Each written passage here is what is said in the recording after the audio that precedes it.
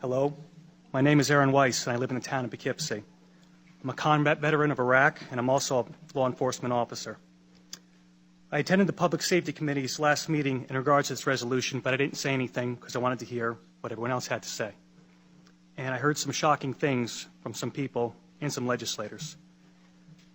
They said that it took a lot of courage to pass this SAFE Act. Apparently, my definition of courage differs from yours. You see, if it was really so courageous a bill and it took so much courage to pass it, then why was it done in the middle of the night when no one could see it or read it? That's not courage. That's a mafia-style sit-down to divvy up what's good for the bosses. Courage is taking the right and true course of action, not the politically expedient one. And anyone who is proud of this law must also be proud of the Patriot Act, the TSA, imprisoning Japanese citizens in World War II, since all these actions were spurred on by emotional fear and rammed through in the name of public safety. Another issue is the insistence of certain people to stand on the graves of dead children and challenge those that disagree to say it to the parents' faces. Well, I, for one, will pick up that gauntlet. First off, why is dead children your battle cry?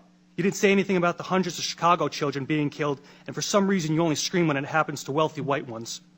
And yes, I will say to anyone's face, my right is more important than your dead, because I fought for it firsthand. I washed the blood of my friends out of my Humvee, and I picked up their mangled bodies, and I fought day in and day out. I did more things that you people can't imagine. So yeah, my right trumps your dead. I earned it in blood. I gave up a lot for this country, including my youth, and better men than me gave up a whole lot more, so that all you, myself included, could enjoy the rights that are guaranteed to us in our Constitution and Bill of Rights.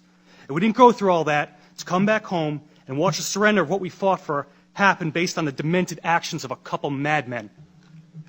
So in closing, I would like to address specifically the legislators we all know who are going to vote against this resolution. I understand you will vote against this resolution based on some misguided sense of the public good. However, as a law enforcement officer, I'm curious to know about your true resolve. Since voting to take away someone's rights is totally different than being asked to enforce it, I want you to consider this. If you support the SAFE Act so wholeheartedly, are you willing to stand with law enforcement members and lead from the front to enforcement? And what I mean by that is if a constituent of yours feels so alienated by this law and the manner in which it was passed that they refuse to comply with it, are you willing to stack up on their front door and go in first? I bet if a clause was in this bill that required you, the elected leadership, our elected leaders, to go in the door first, I bet you would not be so steadfast.